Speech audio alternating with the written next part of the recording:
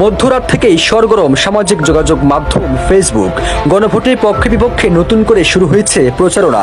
জাতীয় নির্বাচনের আগে গণভোট আয়োজন করা উচিত কিনা এই প্রশ্ন ঘিরে হ্যাঁ বা না লেখা পোস্টের প্রতিযোগিতায় নেমেছেন নেটিজেনরা। এ নিয়ে সামাজিক যোগাযোগ মাধ্যম ফেসবুকে শুরু হয়েছে তুমুল বিতর্ক। এমন প্রেক্ষাপটে বিভিন্ন মহলে প্রশ্ন উঠেছে, কারা হ্যাঁ এর পক্ষে আর কারা না এর পক্ষ নিচ্ছেন অথবা কেনই বা নিচ্ছেন। ছাত্রদলের সাধারণ সম্পাদক নাসিরউদ্দিন নাসির না পোস্ট করে এই ক্যাম্পেইনে অংশ নিয়েছেন। অন্যদিকে বৈষম্য বিরোধী ছাত্র আন্দোলনের ভেরিফাইড ফেসবুক পেজে হ্যাঁ লিখে একটি পোস্ট করা হয়েছে। এরপরই সামাজিক যোগাযোগ মাধ্যম ফেসবুকে হ্যাঁ ও না লেখা পোস্ট দিয়ে নিজের মতামত জানান দলগুলির অনুসারীরা।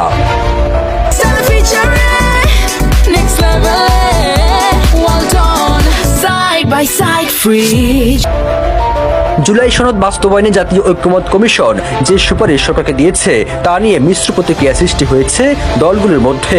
বিএনপি জাতীয় নির্বাচন ও গণভোট একই দিনে আয়োজন করার পক্ষে অনড়, আর জামাত ইসলামী চায় নভেম্বরে গণভোট। অন্যদিকে জাতীয় নাগরিক পার্টি এনসিপি সুনির্দিষ্ট সময় না বললেও জাতীয় সংসদ নির্বাচনের আগেই গণভোট আয়োজনের দাবি জানিয়েছে। ফলে জামাত ও এনসিপির দাবি কিছুটা কাছাকাছি হলেও এক্ষেত্রে বিএনপির অবস্থান ভিন্ন। দলটি জাতীয় নির্বাচন ও গণভোট একই দিনে চায়।